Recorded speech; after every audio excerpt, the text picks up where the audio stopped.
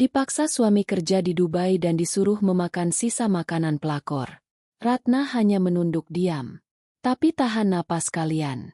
Detik-detik saat daster lusuhnya dilepas dan kebangkrutan mutlak dilemparkan ke wajah suami parasitnya, hingga menjadi gelandangan adalah balasan karma finansial paling memuaskan tahun ini. Buat yang sudah subscribe, semoga diberi kelancaran rezekinya. Amin. Inilah kisahnya. Namaku Ratna Fadila. Usiaku 32 tahun. Dan di balik daster lusuh bermotif bunga pudar yang kukenakan saat ini, aku adalah seorang pialang bayangan real estate con yang memegang kendali atas portofolio properti senilai triliunan rupiah di Dubai. 5 tahun lalu, aku diusir dari tanah airku sendiri. Diancam oleh suamiku yang menjijikan bahwa ia akan menyebarkan aib utang judi mendiang ayahku jika aku tidak bersedia menjadi asisten rumah tangga di Timur Tengah untuk melunasi kebodohannya. Ia pikir aku menderita, menyikat lantai dan menangis di bawah terik gurun. Ia tidak tahu bahwa air mataku sudah mengering di tahun pertama. Digantikan oleh deretan angka, investasi, dan capital gain yang melambungkan namaku di lingkaran para sultan. Kini aku pulang. Bukan sebagai nyonya besar dengan gaun desainer kelas atas, melainkan kembali ke dalam kandang emas yang kubangun dengan tanganku sendiri, menyamar sebagai babu yang kelelahan. Taksi online murahan yang kutumpangi berhenti di depan sebuah rumah bergaya Mediterania di kawasan elit Pondok Indah. Panas terota Jakarta siang ini seolah membakar kulit. Namun hatiku jauh lebih dingin dari es. Rumah ini berdiri megah, angkuh, dan memancarkan ilusi kesuksesan palsu. Ini adalah bangunan yang dibeli dari uang sisa yang sengaja ku transfer setiap bulan. Uang yang bagi mereka adalah kekayaan luar biasa. Namun bagiku tak lebih dari sekadar remah-remah dari auto debit rekening pribadiku yang paling kecil. Pintu kayu jati berukir itu terbuka. Berdirilah Raka Mahendra. Suamiku. Pria yang dulu kunikahi karena cinta buta. Kini tak lebih dari sekadar benalu yang terus menggerogoti Raka tampak lebih berisi. Kulitnya terawat. Mengenakan kemeja linen mahal dan jam tangan mewah di pergelangan tangan kirinya. Ia memasang wajah arogan seorang CEO sukses yang baru saja menaklukkan dunia bisnis. Padahal aku tahu persis, ia tidak pernah bekerja satu hari pun selama 5 tahun terakhir. Ia adalah simbol status kebodohannya sendiri. Sebuah investasi terburuk yang pernah kulakukan dalam hidupku. Kau sudah sampai? Kenapa penampilanmu menjijikan sekali? Ratna sambut Raka. Suaranya dipenuhi nada merendahkan. Tidak ada pelukan, tidak ada rindu. Mata Raka menatapku dari atas ke bawah dengan tatapan jijik yang tak ditutup-tutupi. Aku menunduk. Sengaja membiarkan bahuku turun seolah beban hidup di Dubai telah menghancurkan tulang punggungku. Maaf, Mas, perjalanannya panjang. Majikanku hanya memberiku tiket pesawat kelas ekonomi termurah. Jawabku dengan suara parau yang sudah kulatih dengan sempurna. Ya sudah. Cepat masuk lewat pintu samping. Jangan sampai tetangga melihatku punya istri berpenampilan seperti gembel. Bikin malu saja. Desisnya tajam. Aku menyeret koper bututku melewati taman samping yang terawat rapi. Melangkah masuk ke dapur bersih yang dilapisi marmer Italia. Di ruang tengah yang berak dingin duduk Nyonya Lestari, ibu mertuaku. Ia sedang menyesap teh chamomile dari cangkir porselen. Leher dan pergelangan tangannya dihiasi emas kuning yang menyilaukan mata. Di luar ia dikenal sebagai ketua pengajian yang dermawan, nyonya besar yang selalu membanggakan kesuksesan anak laki-lakinya. Namun, di balik dinding rumah ini, ia adalah wanita tamak yang tak pernah merasa cukup. Matanya yang tajam menatap Kuba melihat kecoak yang menyelinap masuk dari saluran air. Ratna, astaga, kau ini pulang bukannya membawa kebanggaan. Malah bawa bau keringat. Kau pikir rumah anakku ini tempat penampungan gelandangan? Pekik Nyonya Lestari sambil menutup hidungnya dengan sapu tangan sutra. Maaf, Bu, saya langsung bersih-bersih nanti. Balasku menjaga intonasi agar terdengar takut dan patuh. Ya, harus. Dan jangan lupa, uang gajimu bulan ini mana? Raka sedang butuh tambahan untuk ekspansi bisnisnya. Kau jangan berani-berani menyembunyikan uang dari suami. Tuntutnya tanpa basa-basi. Bisnis. Kata itu hampir membuatku tertawa sinis di dalam hati. Bisnis apa yang bisa dibangun oleh seorang pria yang hanya tahu cara menghabiskan batas limit kartu kredit? Nyonya Lestari hidup dalam delusi bahwa Raka adalah pencetak uang. Sementara aku hanyalah mesin ATM bernapas yang wajib diperas hingga tetes terakhir. Belum selesai Nyonya Lestari menghakimiku. Terdengar suara langkah kaki menuruni tangga utama. Bau parfum manis yang murahan dan menyengat langsung menusuk indera penciumanku, mengalahkan aroma pengharum ruangan mahal di rumah ini. Turunlah Fiona, sang pelakor murahan yang selama ini diam-diam menghisap sisa-sisa hartaku dari dompet Raka. Ia mengenakan gaun tidur satin merah yang terlalu pendek. Rambutnya diblow sempurna layaknya selebgram yang sedang bersiap untuk pemotretan. Fiona melingkarkan lengannya di lengan Raka dengan manja. Sama sekali tidak merasa bersalah meskipun istri sah dari pria itu sedang berdiri di ruangan yang sama. Sayang, ini babu yang kamu ceritakan itu kok dekil banget sih? Enggak level deh sama rumah kita, ucap Fiona dengan nada sengau yang dibuat-buat menatapku dengan sorot mata penuh kemenangan palsu. Iya, Fiona sayang. Biarkan saja dia. Dia memang cuma pantas di dapur. Sahut Raka mengecup pipi Fiona tepat di depanku. Aku hanya diam, menjaga ekspresiku tetap datar. Mataku dengan cepat menangkap detail kecil di jari manis Fiona. Sebuah cincin berlian berpotongan Princess Cut. Cincin yang sangat kukenal karena notifikasi pembeliannya masuk ke email pribadiku 3 bulan lalu. Raka menghabiskan 150 juta dari kartu kredit tambahan yang sengaja kubiarkan aktif, hanya untuk melingkari jari seorang parasit. Kamu Ratna, bentak Raka menyadarkanku dari kalkulasi visualku. Bawa kopermu ke kamar belakang di dekat garasi. Kamar utama sekarang dipakai Fiona. Dia butuh ruang yang luas untuk koleksi bajunya. Kamu kan cuma butuh tempat untuk tidur dan bersih-bersih. Baik, Mas. Jawabku singkat. Aku berbalik menyeret koperku menuju lorong sempit dan agak gelap di belakang dapur. Setiap langkah yang kuambil bukanlah langkah kekalahan, melainkan langkah seorang arsitek yang sedang mengukur kedalaman jurang untuk musuh-musuhnya. Mereka menganggapku bodoh. Mereka merasa berkuasa. Mereka pikir rumah ini, mobil sport di garasi, dan kemewahan yang mereka nikmati setiap hari adalah hak milik mereka yang sah. Mereka tidak tahu bahwa minggu lalu aku telah memerintahkan pengacara pribadiku di Jakarta untuk menyiapkan draft gugatan perdata yang akan menyita setiap inci dari properti ini. Mereka tidak sadar bahwa gaya hidup sok mewah mereka telah kubangun di atas pasir isap yang siap menelan mereka bulat-bulat. Raka, Nyonya Lestari dan Fiona hanyalah sekumpulan kutu yang sedang berpesta di atas anjing yang sebentar lagi akan kucelupkan ke dalam air mendidih. Aku masuk ke kamar berukuran 23 m yang pengap, tempat di mana dulu pembantu kami tinggal. Ranjangnya keras, spraynya tipis, dan udaranya berdebu. Namun bagiku ini adalah ruang komando taktis yang sangat sempurna. Aku duduk di tepi ranjang reot itu, perlahan melepaskan daster lusuh yang melekat di tubuhku. Aku membuka koper bututku, melewati tumpukan baju bekas yang sengaja ku beli di pasar loak, dan mengeluarkan sebuah laptop super tipis berwarna hitam mat dengan enkripsi keamanan tingkat militer. Aku menyalakannya. Layar bersinar terang menampilkan deretan angka, grafik pergerakan investasi global, dan saldo rekening penampung yang nominalnya bisa membeli nyawa mereka 1000 kali lipat tanpa membuatku jatuh miskin. Aku tersenyum dingin menatap pantulan wajahku di layar kaca. Senyum seorang eksekutor yang baru saja memarkir kendaraannya di arena pembantaian. Nikmatilah malam ini, Raka. Tidurlah yang nyenyak di ranjang utama itu bersama parasit mudamu. Pamerkanlah emas-emas itu sesukamu, Nyonya Lestari. Karena besok aku akan mulai menghitung mundur hari di mana kalian akan bersujud di bawah kakiku. Memohon tempat berlindung dari badai kehancuran finansial yang telah kurancang dengan sangat rapi. Permainan kematian ini baru saja dimulai. Malam pertama di rumahku sendiri terasa seperti simulasi penjara berbayar. Kamar sempit di dekat garasi ini berbau apa?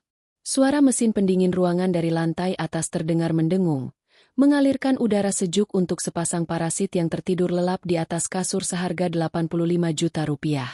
Tagihan kasur itu kutandatangani 3 tahun lalu. Aku berbaring di atas dipan kayu yang berderit. Dinding retaknya seolah menertawakan penyamaranku. Namun, aku sama sekali tidak marah. Aku hanya merasa muak. Sebuah kemuakan aristokratis yang dingin, kalkulatif, dan sangat terukur. Keesokan paginya, rutinitas penghinaan dimulai. Pukul 6 pagi, gedoran keras di pintu papanku membuat engselnya nyaris lepas. Ratna, bangun kau, babu pemalas. Kau pikir ini hotel? Suara melengking Nyonya Lestari menembus tipisnya kayu. Aku segera bangkit mengenakan kembali dus terlusuh bermotif bunga pudar yang semalam ku gantung. Aku membuka pintu dengan wajah tertunduk, merendahkan bahuku, memasang topeng wanita dungu yang ketakutan. Iya, Bu. Maaf saya ketiduran. Ada yang bisa saya kerjakan sekarang? Tanyaku dengan suara bergetar yang kuat sehalus mungkin. Kerjakan semuanya. Cuci piring sisa semalam dan jangan berani menyentuh sarapan sebelum meja bersih berkilau. Raka dan Fiona akan turun sebentar lagi. Mereka butuh sarapan bergizi, bukan makanan sisa sepertimu. Perintahnya tajam. Aku mengangguk patuh dan berjalan tertatih ke dapur sambil menggosok porselen wastafel yang harganya setara dengan gaji tahunan direktur bank lokal. Telingaku menangkap percakapan Raka di meja makan. Ia menelepon seseorang dengan nada suara seolah raja bisnis. Ya, bro. Proyek investasi kita di Sudirman aman. Gua siap suntik dana miliaran hari ini. Cash flow gua lagi kencing banget. Bual Raka angku sambil menyesap kopinya. Aku tersenyum sinis melihat pantulan wajahku di kaca jendela dapur. Cash flow kencang. Dari mana? Raka? Dari kartu kredit platinum perusahaanku yang limitnya sengaja kubuka. Aku sudah meminta tim legal di Dubai untuk melakukan audit forensik senyap terhadap semua transaksi bodong yang ia klaim sebagai bisnis. Semua itu hanya topeng tebal untuk menutupi fakta bahwa ia tidak lebih dari sekadar pria gagal yang numpang hidup dari belas kasihan uang istrinya. Raka adalah penipu amatir yang bodoh secara finansial. Menjelang siang, pertunjukan kemunafikan mencapai puncaknya. Fiona sang pelakor murahan memesan makanan dari restoran Jepang kelas atas. Box sushi premium dan daging wagyu terhidang di meja marmer. Mereka bertiga makan dengan lahap. Membicarakan rencana liburan musim dingin ke Eropa. Aku dibiarkan berdiri di sudut dapur yang panas menanti layaknya pelayan hina. Setelah selesai, Fiona menatap merendahkan ke arahku. Ia sengaja menyisakan beberapa potong sushi hancur dan sekerat daging dingin di piringnya. Nih, Mbak, habisin aja sisa makananku. Kamu pasti belum pernah makan makanan semahal ini waktu jadi babu di Arab, kan? Paling cuma makan nasi kering sama kurma sisa. Ejek sengau menyodorkan piring kotor itu. Nyonya Lestari tertawa kecil menjijikan. Makan itu, Ratna. Bersyukur Fiona berbaik hati menyisakan makanan untukmu. Jangan lupa piringnya dicuci sampai bersih. Mereka berlalu menaiki tangga. Aku menatap piring kotor di depanku. Wagyu grade A5 seharga Rp3.500.000 per porsi. Dibayar menggunakan aplikasi yang langsung memotong saldo auto debit dari rekening sekundermu. Mereka dengan sombong menyuruhku memakan sisa makanan yang dibeli menggunakan uangku sendiri. Aku mengambil sumpit kayu, menjepit daging dingin itu, lalu menjatuhkannya tepat ke dalam tempat sampah. Aku tidak akan pernah memakan sisa dari parasit tak tahu diuntung. Perutku mungkin kosong siang ini, tetapi otakku sangat kenyang oleh kalkulasi pembalasan yang presisi. Aku memandangi setiap sudut ruangan ini dengan tatapan seorang appraiser properti yang tak punya hati. Guci antik tiruan Nyonya Lestari, home theater raksasa Raka hingga karpet Persia tempat Fiona sering berfoto pamer. Semuanya tanpa terkecuali akan segera kutarik kembali dan kujadikan bukti penyitaan. Malam akhirnya turun. Menyelimuti Jakarta. Rumah megah ini kembali sunyi. Aku mengunci rapat pintu kamar sempitku dari dalam. Udara pengap menyergap, tetapi aku mengabaikannya. Ini adalah zona nyamanku. Aku membuka koper bututku, mengeluarkan laptop hitam mat berenkripsi tingkat tinggi, dan menyalakannya. Cahaya kebiruan menyingkirkan bayangan babu lusuh tak berdaya dan memunculkan kembali wujud asliku sang pialang bayangan yang menguasai Dubai. Jari-jariku menari lincah di keyboard. Aku masuk ke portal perbankan internasional melalui VPN berlapis. Layar memunculkan dashboard keuangan utamaku. Saldo yang tertera membuat napasku terasa berkuasa. Portofolio investasiku di sektor properti komersial Timur Tengah baru saja mengalami lonjakan capital gain yang fantastis. Angka 9 digit dalam kurs dolar di layar ini cukup untuk membeli seluruh kompleks perumahan elit Pondok Indah, lalu menghancurkannya menjadi tanah lapang. Aku membuka direktori proyek eksekusi Raka. Di dalamnya terdapat seluruh mutasi rekening dan bukti transfer bodong yang Raka lakukan selama 5 tahun terakhir. Aku menyoroti transaksi mencurigakan dengan warna merah terang. Tagihan uang muka sebesar 450 juta rupiah baru saja dibayarkan untuk unit apartemen mewah atas nama Fiona. Mereka pikir mereka berhasil mencuri dariku tanpa ketahuan. Mereka tidak tahu bahwa setiap rupiah yang mereka gunakan adalah aset beracun yang sengaja kutebar sebagai umpan. Aku sedang membangun tumpukan bukti tak terbantahkan untuk menjerat mereka dalam pasal berlapis penggelapan aset. Memastikan langkah hukumku tak tertembus pengacara manapun. Aku membuka catripsi dan mengetik pesan mematikan kepada pengacara utamaku di Jakarta. Siapkan dokumen final pembekuan total seluruh aset bergerak dan tidak bergerak atas nama Raka Mahendra. Pastikan namanya masuk ke blacklist B minggu depan. Jangan biarkan dia mencairkan pinjaman rupiah pun. Pesan itu terkirim. Aku menutup layar laptopku dan tersenyum sangat dingin di tengah kegelapan kamar yang pengap. Mereka bisa menyuruhku tidur di ruang berbau-bau selokan ini, menyodorkan sisa makanan seperti anjing jalanan, dan memanggilku dengan sebutan yang sangat merendahkan martabat seorang manusia. Namun dalam hitungan hari, palu eksekutor ini akan jatuh tepat di kepala mereka berdua tanpa ampun. Nyonya Lestari akan menelan kembali seluruh kesombongannya.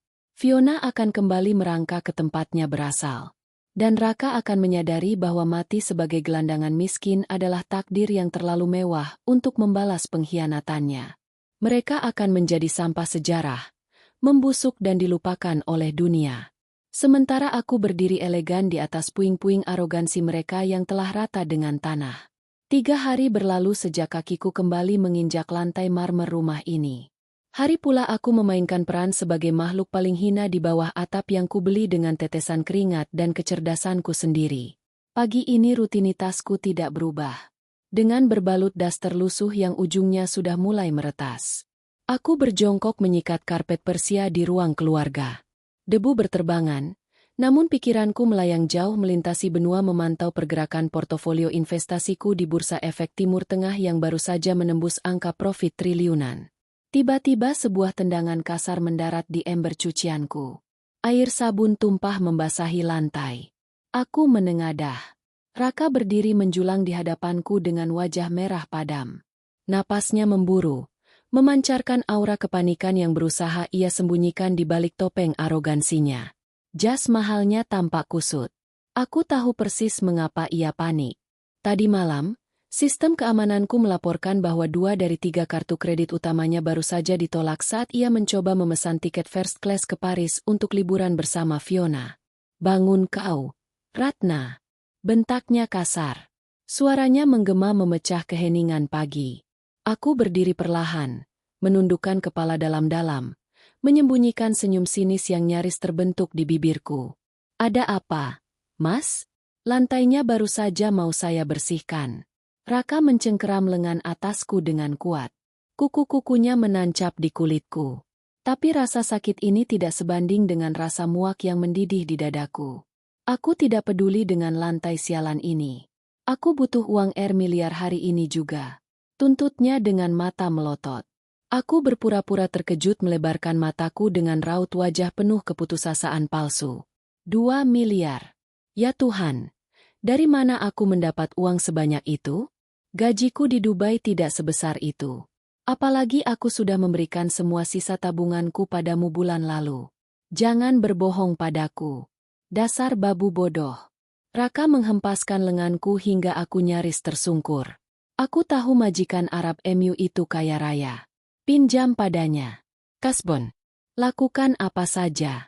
Bilang padanya, suamimu butuh suntikan dana untuk memenangkan tender besar di Sudirman.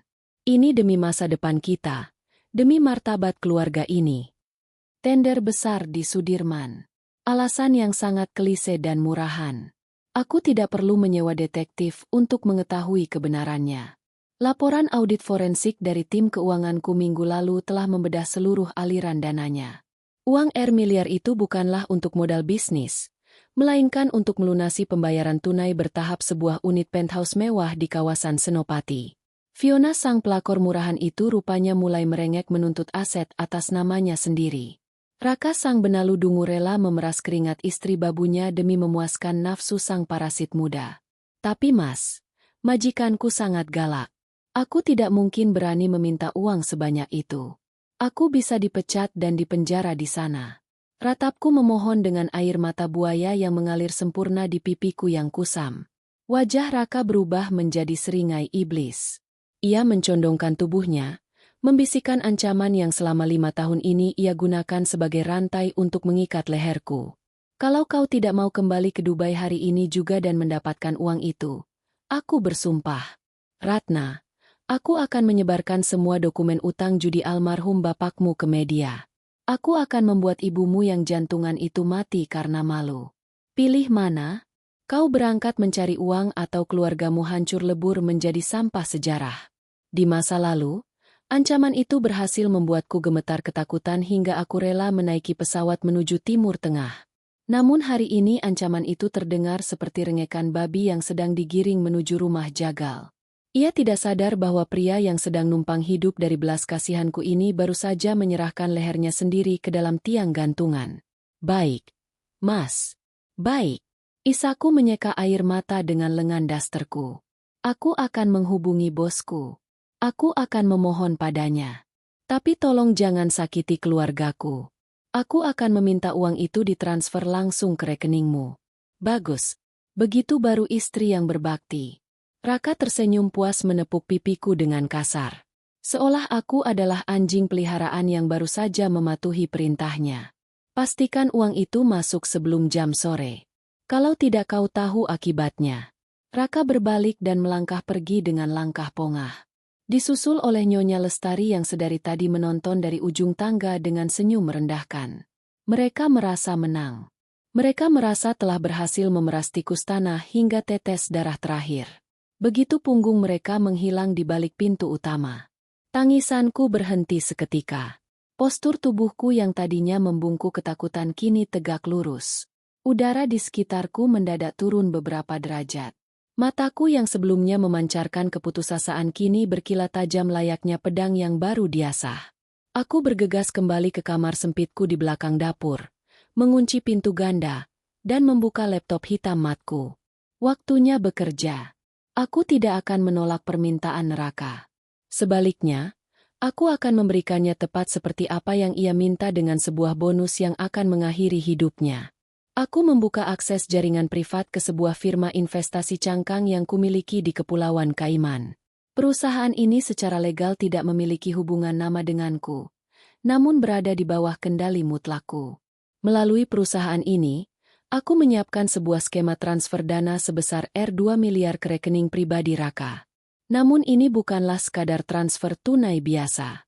Dokumen elektronik yang kulampirkan pada transfer tersebut telah dimanipulasi dengan kejeniusan finansial tingkat tinggi. Uang itu diklasifikasikan sebagai pinjaman korporat berbunga majemuk progresif, di mana persetujuan penerimaan dana secara otomatis mengikat seluruh aset pribadi si penerima sebagai jaminan mutlak. Raka dalam kebodohannya tidak akan pernah membaca syarat dan ketentuan digital yang tersembunyi di balik notifikasi banknya. Ia hanya akan melihat angka nol yang bertambah di saldonya. Inilah yang di dunia finansial disebut sebagai aset beracun, sebuah bom waktu finansial yang dibungkus dengan pita emas. Begitu ia menggunakan uang itu untuk membayar penthouse Fiona, ia secara hukum telah melegalkan utang fiktif tersebut. Ketika saatnya tiba, aku hanya perlu menekan satu tombol untuk memicu gugatan perdata yang akan merampas tidak hanya penthouse itu, tetapi juga rumah ini, mobilnya, dan setiap helai pakaian mahal yang melekat di tubuhnya. Kegagalan bayar ini akan secara instan melemparkan namanya ke dalam blacklist Bay, menutup semua akses kreditnya di seluruh institusi keuangan negara ini. Jari telunjukku melayang di atas tombol executed transfer. Kalian menginginkan uang babu, terimalah racun dari sang pialang bayangan. Aku menekan tombol itu.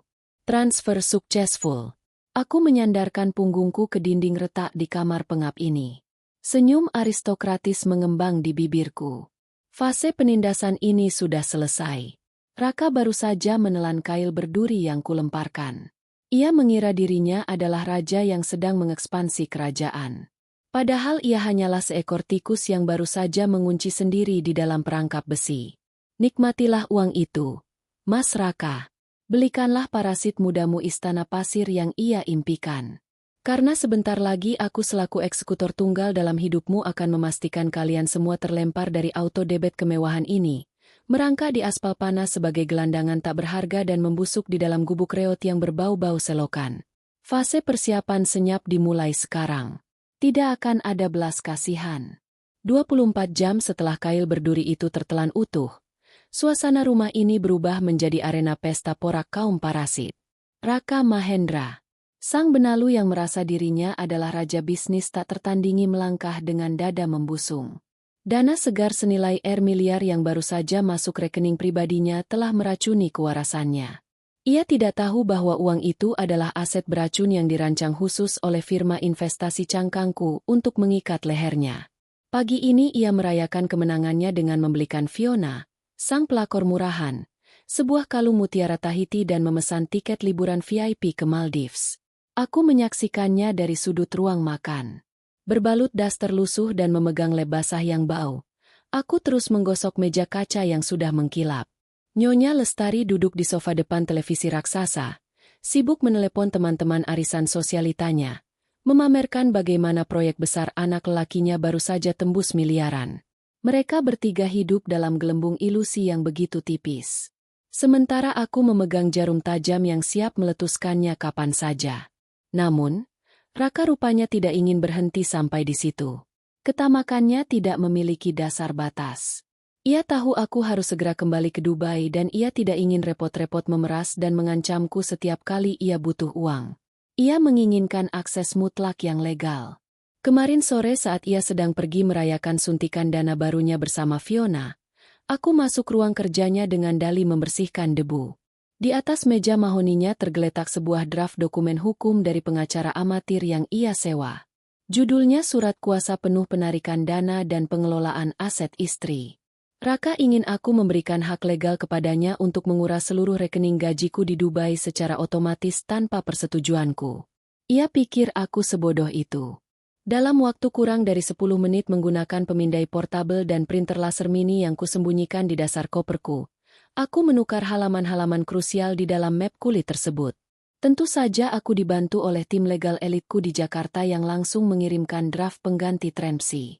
Ketika Raka pulang semalam, ia sama sekali tidak menyadari bahwa dokumen di atas mejanya bukan lagi surat kuasa penarikan dana, melainkan surat kematian finansialnya sendiri. Ratna, kesini kau. Teriakan Raka membuyarkan kalkulasi matematis di kepalaku. Aku meletakkan lem basah itu dan berjalan menunduk menuju ruang keluarga.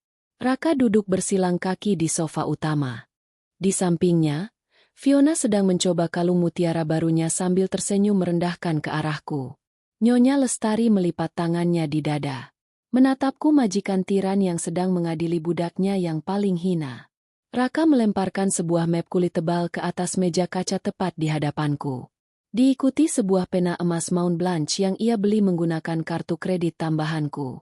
Karena kau akan segera berangkat lagi ke Dubai untuk bekerja keras demi keluarga ini.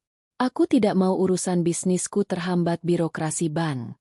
Ucap Raka dengan nada congkak seolah ia sedang memberikan sebuah pencerahan hidup. Tanda tangani dokumen ini. Ini cuma formalitas biasa agar aku bisa mengatur keuangan rumah tangga kita dan menarik gajimu tanpa harus meminta persetujuanmu yang berbelit-belit itu. Aku menatap map kulit itu. Tangan kiriku gemetar. Bukan karena takut, melainkan menahan euforia ekstrim yang mendidih di dalam nadiku. Ini adalah momennya. Sebuah momen di mana seekor mangsa secara sukarela mengoleskan bumbu ke tubuhnya sendiri sebelum masuk ke dalam oven pemanggang yang menyala. Surat apa ini, Mas? Aku tidak mengerti hukum. Apakah ini aman untukku? Tanyaku dengan suara serak. Memainkan peran sebagai wanita tak berdaya yang kebingungan. Kau tidak perlu mengerti. Dasar babu bodoh. Kau cuma perlu tanda tangan. Bentar Raka menggebrak meja kaca hingga cangkir teh Nyonya Lestari bergetar hebat. Aku ini suamimu. Aku yang memikirkan masa depan keluarga ini. Sementara kau cuma tahu menyapu dan mengepel. Cepat tanda tangani sebelum aku marah dan membatalkan tiketmu. Lalu ku buat ibumu yang penyakitan itu hidup sebagai gelandangan di jalanan. Tanda tangan saja. Ratna sela Nyonya Lestari dengan nada berbisa. Raka itu sarjana manajemen. Dia tahu apa yang dia lakukan. Kau itu cuma tamatan SMA yang beruntung bisa kerja di Arab. Jangan banyak tanya kalau suamimu sedang bekerja memutar otak. Fiona tertawa kecil. Suara sengau yang membuat telingaku gatal. Iya, Mbak. Lagian uang Mbak itu nggak seberapa dibanding proyek Mas Raka. Tanda tangan aja biar cepat selesai. Nggak usah sok penting. Aku menghela napas panjang, menundukkan pandanganku, dan meraih pena emas itu dengan gerakan lambat yang memelas.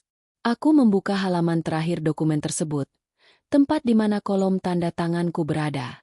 Di balik ekspresi ketakutanku yang sempurna, otakku mendarah setiap baris klausul yang baru saja kutukar di halaman sebelumnya. Dokumen ini bukan lagi surat kuasa. Teks ini telah berubah menjadi surat pengakuan utang pribadi dan pelepasan hak Gonogini. Klausul pertama menyatakan bahwa Raka Mahendra mengakui secara sadar menerima suntikan dana 2 miliar rupiah sebagai pinjaman pribadi berbunga progresif 15% per bulan, murni sebagai tanggung jawab pribadinya dan bukan sebagai dana bersama. Klausul kedua adalah yang paling mematikan. Jika terjadi gagal bayar dalam tenggat waktu yang tak rasional, Raka secara sukarela menyerahkan seluruh aset atas namanya, termasuk mobil sport, perhiasan ibu mertuanya, dan rumah ini sebagai agunan yang sah untuk dieksekusi tanpa melalui proses panjang pengadilan. Terakhir, dokumen ini mencabut segala hak Raka atas seluruh harta yang kuhasilkan di masa lalu, masa kini, dan masa depan. Ia tidak membaca ulang dokumen itu. Kesombongannya telah membutakan kewarasannya. Pria yang setiap hari numpang hidup dari uangku ini begitu tergesa-gesa ingin merampas segalanya. Hingga ia gagal melihat bahwa ia baru saja menyerahkan kepalanya ke atas balok pancung. Aku menggoreskan ujung penamon blanche itu ke atas kertas tebal. Tinta hitamnya mengalir lurus. Mengukir namaku secara sah. Ratna Fadila.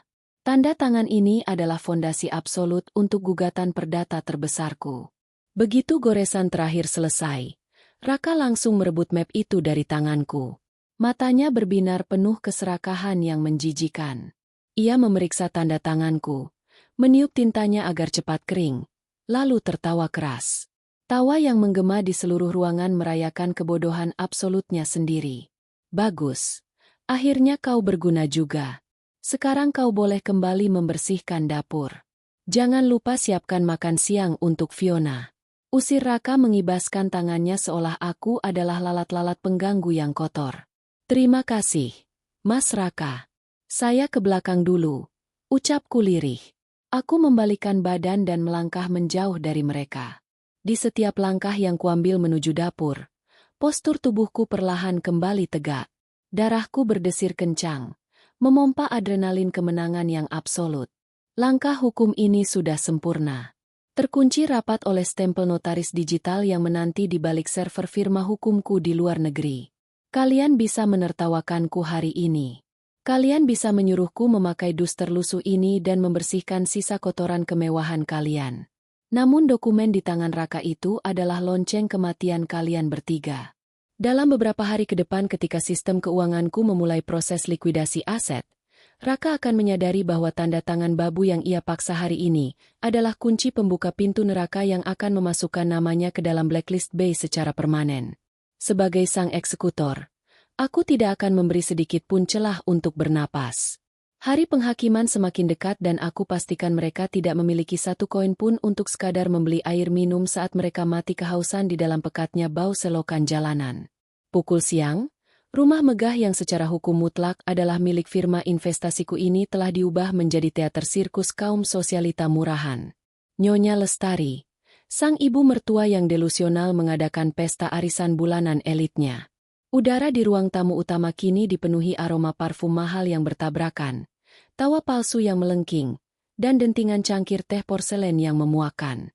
Lampu kristal raksasa memancarkan cahaya keemasan, menyoroti sekumpulan wanita parubaya yang berlomba-lomba memamerkan perhiasan dan tas branded mereka. Aku berada tepat di tengah-tengah neraka kemunafikan ini. Berbalut daster lusuh berwarna coklat pudar. Berdiri di sudut ruangan dengan nampan perak berisi teko teh grey panas. Aku menundukkan kepala memasang postur tubuh seorang asisten rumah tangga yang lelah dan tak berdaya. Setiap kali ada gelas yang kosong, aku melangkah maju tanpa suara, menuangkan cairan hangat itu dan mundur kembali layaknya bayangan yang tak dianggap. Di tengah sofa, beludru melingkar. Nyonya Lestari duduk bak seorang ratu yang sedang memimpin kerajaannya. Lehernya dihiasi kalung berlian model choker yang harganya mencapai 350 juta rupiah. Aku tahu persis harga kalung itu karena notifikasi penarikan auto debit dari rekening perusahaanku sempat masuk ke surel utamaku 3 bulan yang lalu. Wanita tua ini sedang berpesta pora di atas tumpukan uangku. Menggunakan hartaku untuk membeli rasa hormat dari teman-teman arisannya. Dan tepat di sebelah Nyonya Lestari duduklah Fiona. Sang pelakor murahan itu mengenakan gaun sutra berwarna peach yang menempel ketat di tubuhnya. Ia tersenyum manis, mengangguk sopan pada setiap nyonya besar yang menyapanya. Memainkan peran sebagai calon menantu idaman yang sukses merebut hati keluarga kaya raya. Fiona memeluk lengan Nyonya Lestari dengan manja, memamerkan jam tangan Rolex Datejust di pergelangan tangannya. Jam tangan itu baru dibeli kemarin sore oleh Raka menggunakan suntikan dana yang kuberikan. Mereka benar-benar tidak menyadari bahwa barang-barang mewah itu adalah aset beracun yang sebentar lagi akan mencekik leher mereka sendiri. Jeng Lestari, ini siapa? Cantik sekali, ayu, dan kelihatannya sangat berkelas. Beda jauh sama desas-desus yang saya dengar. Ucap salah satu nyonya dengan tas Hermes di pangkuannya. Menatap Fiona dengan penuh minat. Nyonya Lestari tertawa angkuh. Tawanya menggema di seluruh ruangan. Oh, ini Fiona Jeng calon istri Raka. Anak saya. Dia ini dari keluarga baik-baik, pendidikannya tinggi, dan yang paling penting dia mengerti bagaimana cara mendampingi pria sukses seperti Raka. Anak saya itu sebentar lagi akan menutup proyek bernilai miliaran di Sudirman. Dia butuh wanita yang selevel. Wah, selamat ya, Jeng. Raka memang pemuda yang luar biasa. Tapi bukannya Raka sudah punya istri yang katanya kerja di Timur Tengah itu? Tanya nyonya lain. Matanya melirik sinis ke arahku yang sedang memegang nampan. Sudut bibir Nyonya Lestari langsung menukik turun membentuk senyum penuh penghinaan. Ia menunjuk ke arahku dengan dagunya yang terangkat. Istri. Oh, maksud Jeng perempuan udik itu. Lihat saja sendiri. Dia itu cuma benalu yang beruntung sempat dinikahi anak saya karena kasihan. Bertahun-tahun kerja jadi babu di Arab. Pulangnya tetap saja miskin dan bau keringat. Dia cuma pantas pegang nampan di rumah ini.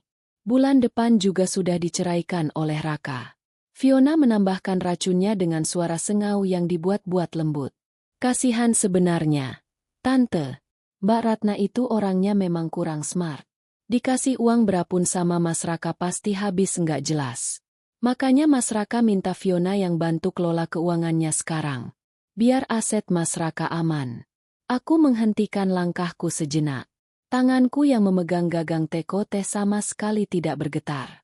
Hinaan mereka bagaikan angin lalu yang menyapu permukaan tebing granit. Tidak meninggalkan goresan apapun. Mereka menyebutku babu. Mereka melabeliku bodoh. Mereka menyebut Raka pria sukses dan mengklaim hartaku sebagai milik pria yang hanya bisa numpang hidup dari belas kasihanku. Setiap kata yang keluar dari mulut kotor mereka adalah tambahan angka 0 dalam lembar ganti rugi gugatan perdata yang akan kulemparkan ke wajah mereka besok. Ratna, kenapa kau diam saja seperti patung? Tuangkan teh untuk Jeng Maya. Cepat. Jangan bikin malu aku di depan tamu-tamu. Bentak Nyonya Lestari. Matanya melotot penuh kebencian. Baik, Nyonya, jawabku dengan suara datar dan patuh. Aku berjalan mendekat, menuangkan teh panas itu dengan gerakan yang sangat presisi agar tidak tumpah setetes pun. Setelah memastikan semua gelas terisi, aku membungkuk sedikit. Permisi, Nyonya-nyonya. Saya harus mengecek panggangan kuich di dapur. Sana pergi.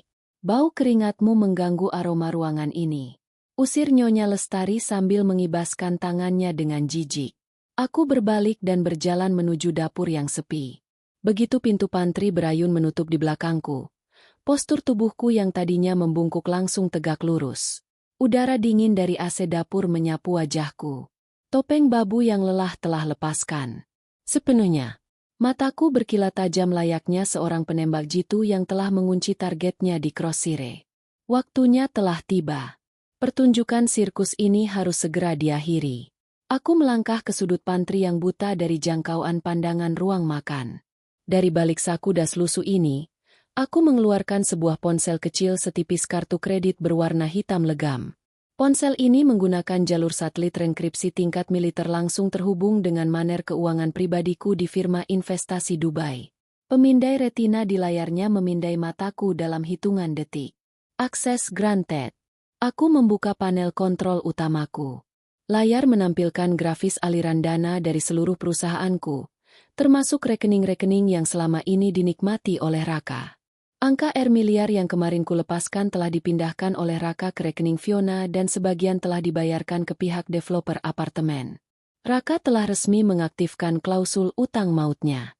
Jari telunjukku mengetikkan sebuah baris perintah pendek yang sangat mematikan. Iniate full protocol. Eksekusi seluruh penarikan dana. Mulai likuidasi aset atas nama Raka Mahendra. Blokir seluruh akses perbankan. Daftarkan nama subjek ke dalam blacklist B hari ini juga tidak ada penundaan. Pesan terkirim. Dalam hitungan detik, indikator di layarku berubah menjadi merah menyala. Sistem perbankan internasionalku langsung memotong jalur nadi keuangan Raka secara absolut. Kartu kredit platinum di dompetnya kini tak lebih dari sepotong plastik sampah.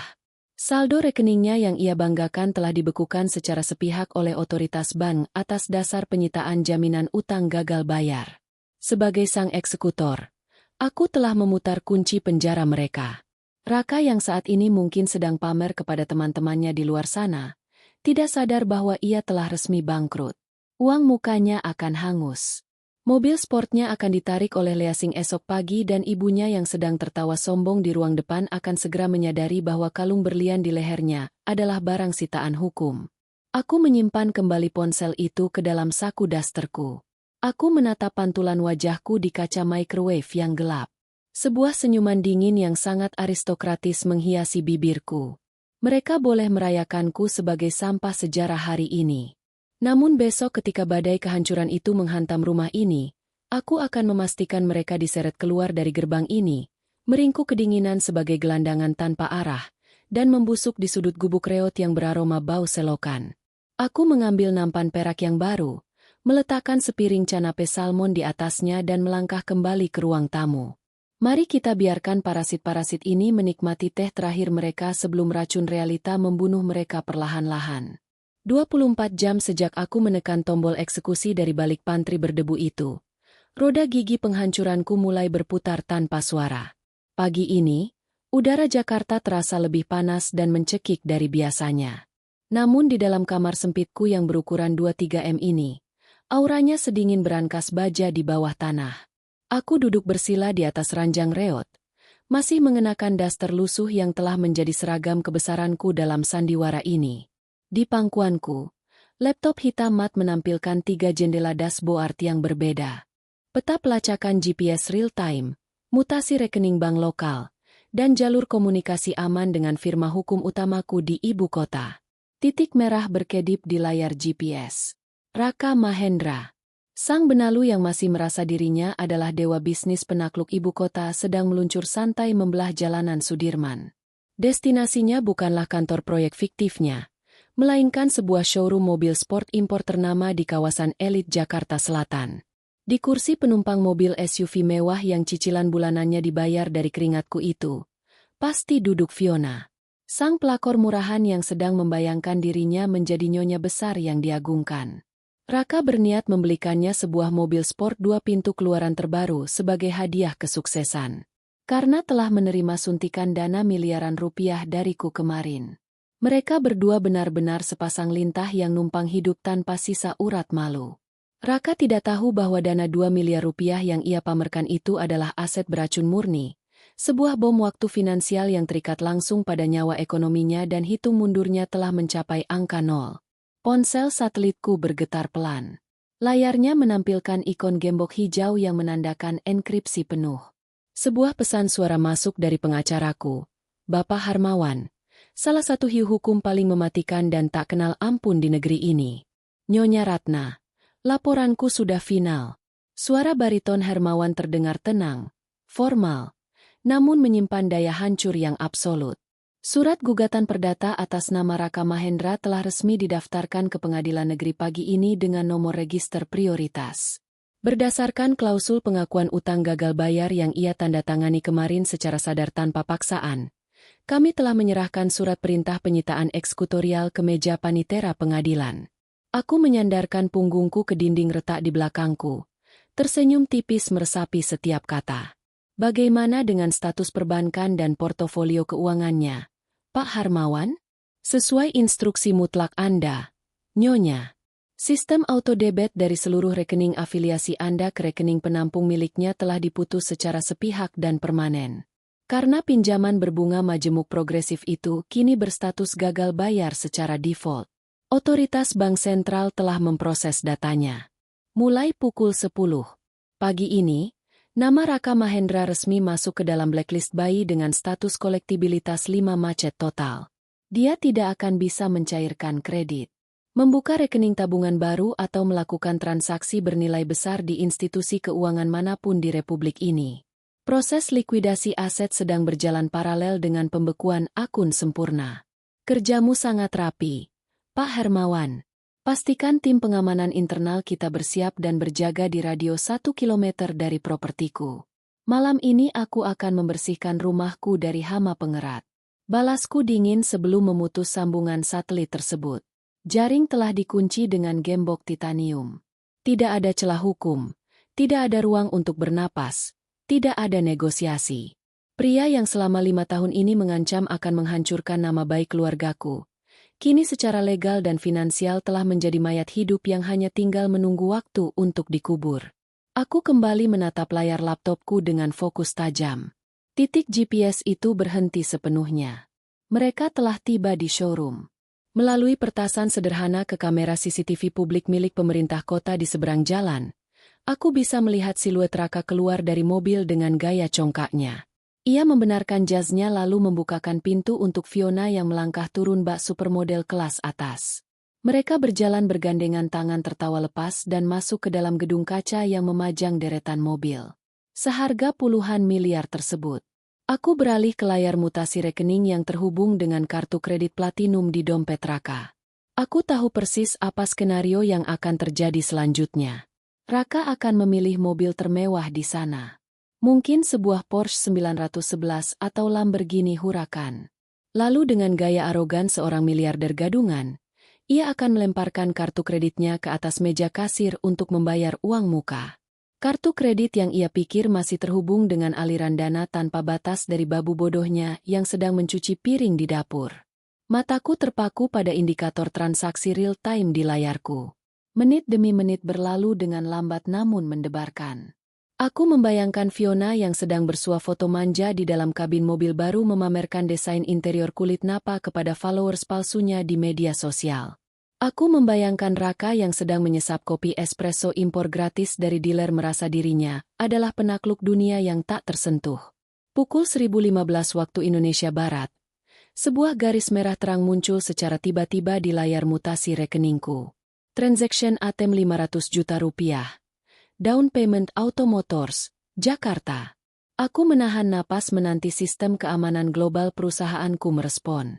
Detik berikutnya, sebuah pop-up peringatan berkedip menyilaukan mata diiringi bunyi alarm pelan dari sistem transaction Daynet Frozen Blacklist status aktive. Aku tertawa sebuah tawa tanpa suara yang menggetarkan bahuku dalam kepuasan absolut. Tawa seorang eksekutor berdarah dingin yang baru saja melihat pisau guillotine meluncur bebas memenggal kepala arogansi musuhnya. Di showroom megah sana, wajah Raka pasti sedang berubah menjadi pucat pasi sewarna kertas HVS. Mesin IDC menolak kartunya dengan bunyi BF yang memalukan. Ia akan mengira itu hanya kesalahan sistem jaringan ban. Ia akan meminta kasir mencobanya lagi. Mungkin sambil membentak kasar atau melempar senyum merendahkan untuk menutupi rasa gugupnya di depan sang kekasih gelap. Transaction ATM 500 juta rupiah Deline refer to suit. Aku bisa merasakan kepanikannya menembus jarak puluhan kilometer yang memisahkan kami. Keringat dingin mulai membasahi kerah kemeja linen mahalnya.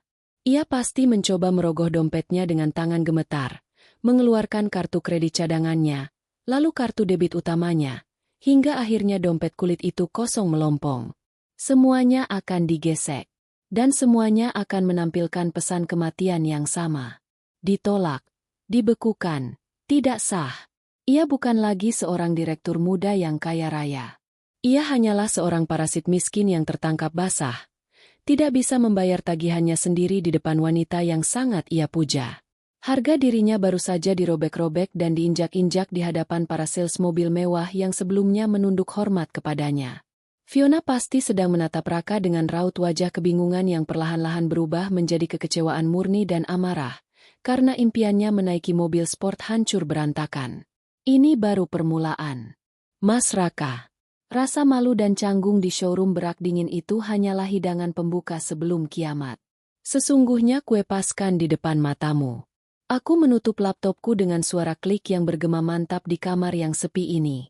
Tugasku di balik bayang-bayang telah usai dengan kemenangan telak 100%. Audit forensik telah membuktikan kejahatannya di atas kertas dan hukum positif negara ini telah mengesahkan kejatuhannya secara mutlak. Tidak ada lagi yang perlu disembunyikan. Aku berdiri perlahan dari ranjang reot ini. Kutanggalkan daster lusuh yang telah menemaniku memata-matai mereka selama beberapa hari ini. Membiarkannya jatuh menumpuk di lantai berdebu seperti kulit ular berbisa yang baru saja mengelupas. Aku melangkah ke sudut ruangan, membuka koper rahasiaku, dan mengeluarkan pakaian yang sesungguhnya. Sebuah blazer sutra Armani berwarna hitam pekat, celana bahan berpotongan tegas yang dijahit khusus di Italia, dan sepasang stiletto berujung runcing. Pakaian ini memancarkan aura seorang pialang elit tingkat global yang biasa memegang kendali atas gedung-gedung pencakar langit di Dubai. Aku merias wajahku dengan riasan tajam yang mengintimidasi, menyapu lipstik marun gelap di bibirku. Pantulan di cermin bukan lagi Ratna sang babu rendahan yang tak berdaya, melainkan Nyonya Ratna Fadila, the Dubai broker, pemegang tahta triliunan rupiah yang siap mengusir kaum gelandangan dari properti pribadinya.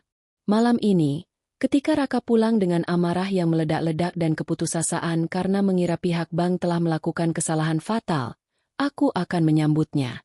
Aku akan menyambutnya. Nyonya Lestari dan Fiona di ruang tamu utama. Aku akan meledakkan ilusi kandang emas ini di depan wajah mereka, merampas semua barang branded yang mereka kenakan, dan memastikan mereka berakhir sebagai sampah sejarah di sudut gubuk reot yang beraroma bau selokan. Hitung mundur telah selesai. Fase persiapan telah berakhir.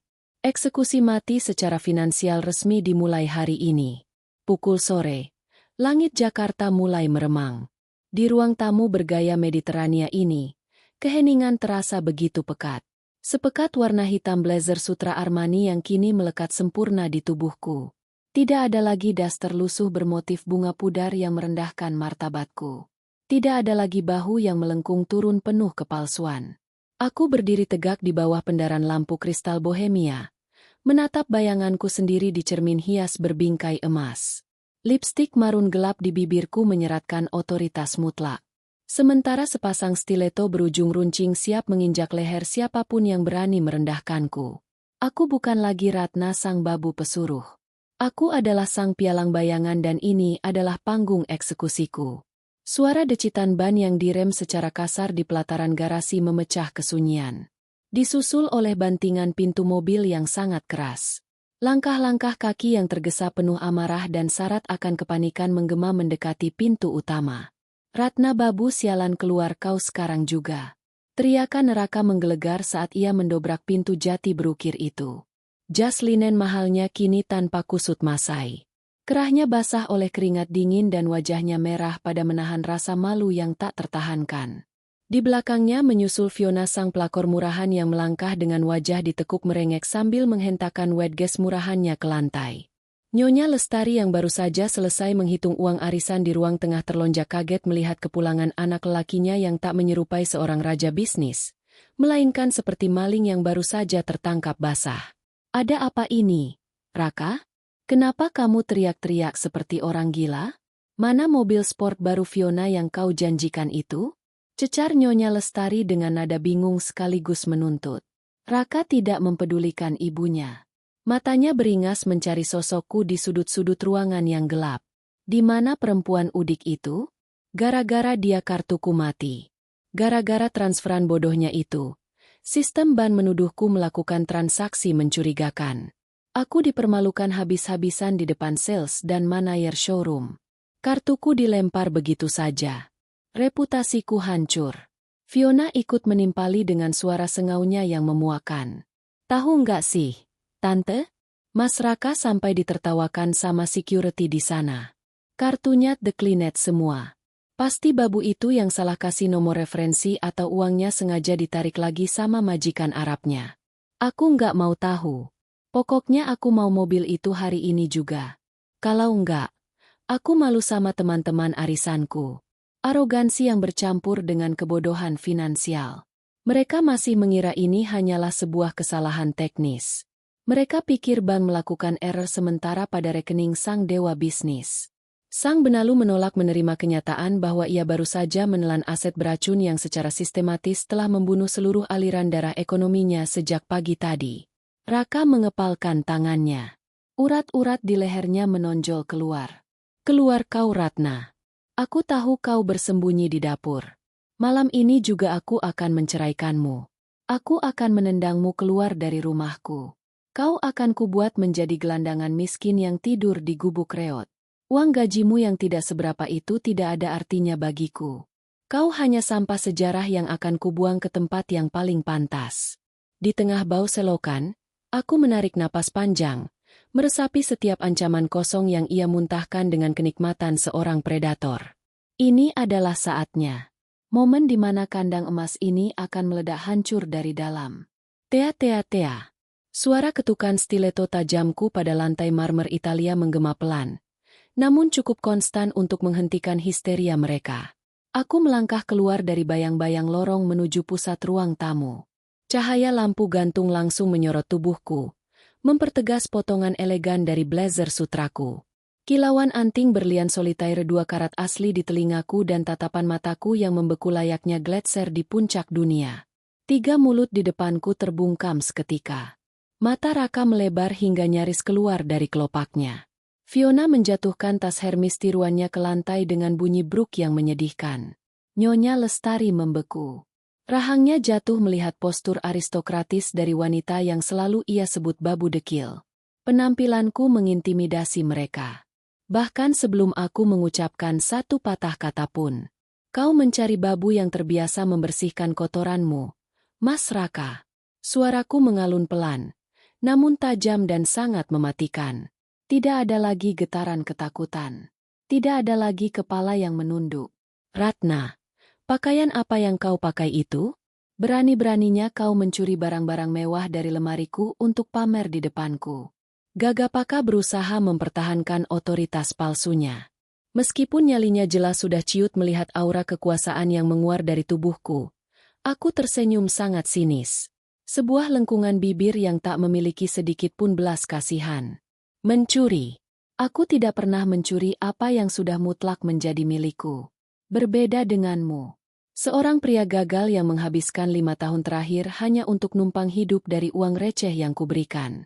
Kau pikir kartu kreditmu mengalami error teknis di showroom tadi? Aku melangkah maju memperkecil jarak di antara kami. Wajah Raka semakin pucat pasi. Kartumu tidak rusak. Raka. Kartumu mati permanen. Ucapku. Membedah realita di depan wajahnya dengan pisau bedah yang dingin. Dokumen yang kau paksakan untuk kutandatangani kemarin pagi bukanlah surat kuasa. Itu adalah pengakuan utang. Uang 2 miliar yang kau terima adalah jebakan legal yang kau telan bulat-bulat. Hari ini aku telah menggunakan hak veto mutlakku sebagai kreditor utama untuk melancarkan likuidasi aset secara paksa. Apa maksudmu? Jangan bicara omong kosong. Ini rumahku. Uang itu uangku. Teriak Raka panik. Suaranya pecah di ujung kalimat. Nyonya Lestari mulai memegangi dadanya. Napasnya memburu menyadari arah pembicaraanku yang terlalu rapi untuk ukuran seorang asisten rumah tangga. Ini bukan rumahmu. Semua perabotan ini, mobil di garasi, bahkan kalung berlian yang menempel di leher ibumu dibeli murni dari portofolio investasiku yang menghasilkan capital gain triliunan rupiah di Dubai. Aku telah melakukan audit forensik pada seluruh transaksi bodongmu. Dan karena kau dipastikan gagal membayar utang berbungamu hari ini, namamu secara resmi telah dimasukkan ke dalam blacklist Bay. Aku menatap lurus ke dalam pupil matanya yang bergetar penuh teror. Kandang emas yang selama ini mereka nikmati, yang selalu mereka agungkan untuk merendahkanku, baru saja kuurkan menjadi debu beracun. Sistem auto-debit dari perusahaanku telah kuputuskan selamanya. Sang parasit akhirnya menyadari bahwa inang yang selama ini ia hisap darahnya ternyata adalah eksekutor yang memegang palu maut. Gugatan perdata telah disahkan pengadilan. Desis Kuplan tepat di depan wajahnya. Kalianlah yang akan keluar dari propertiku malam ini juga. Keheningan yang mencekik menguasai ruang tamu ini. Detak jam dinding bergaya vintage seolah menjadi palu godam yang menghantam sisa-sisa kewarasan neraka. Pria yang selama ini menyombongkan diri sebagai raja bisnis itu, kini tak lebih dari seonggok daging pucat yang gemetar. Matanya menatapku dengan nanar, mencoba mencari sisa-sisa ratna si babu berbalut daster luh yang selama 5 tahun ini bisa ia injak-injak dengan mudah. Namun yang ia temukan hanyalah dinding es yang tak tertembus. Kau gila. Desi seraka suaranya para masih berusaha menyangkal realita absolut di depannya. Kau cuma babu. Semua ini rumahku. Uang itu dari hasil kerjaku. Pengadilan tidak akan pernah percaya pada perempuan udik sepertimu. Aku tidak berteriak. Aku hanya melangkah dengan anggun menuju laci meja konsol di sudut ruangan. Tempat di mana aku telah menyembunyikan sebuah map kulit hitam tebal sejak siang tadi. Aku mengambilnya lalu berjalan kembali ke tengah ruangan dan melemparkannya ke atas meja kaca tepat di hadapan Raka. Bunyi debuman map tebal itu membuat Nyonya Lestari terlonjak kaget dari kursinya. Buka itu, Mas Raka. Bacalah dengan sisa otakmu yang kau banggakan itu. Perintahku dengan nada seorang eksekutor yang menatap dingin narapidananya di tiang gantungan. Dengan tangan bergetar hebat, Raka membuka map tersebut. Lembar pertama adalah hasil audit forensik dari Lembaga Keuangan Internasional Independen. Di sana tercetak jelas setiap aliran dana dari rekening investasiku di Dubai. Masuk rekening penampung lalu mengalir ke kartu kredit Raka tanpa henti. Tidak ada 1 rupiah pun dari hasil kerjanya. Semua murni uangku. Itu adalah rekam jejak finansialmu yang busuk. Setiap botol wine yang kau minum, setiap cicilan mobil mewah yang kau pamerkan, dan setiap sen yang kau gunakan untuk membelikan pelakor murahan di sebelahmu itu perhiasan. Semuanya berasal dari bunga portofolio investasiku. Kataku membelah kesunyian. Kalau menurut kalian gimana akhir cerita ini? Coba tulis pendapat kalian di kolom komentar. Jangan lupa like kalau kalian suka cerita seperti ini, dan subscribe supaya nggak ketinggalan cerita menarik berikutnya.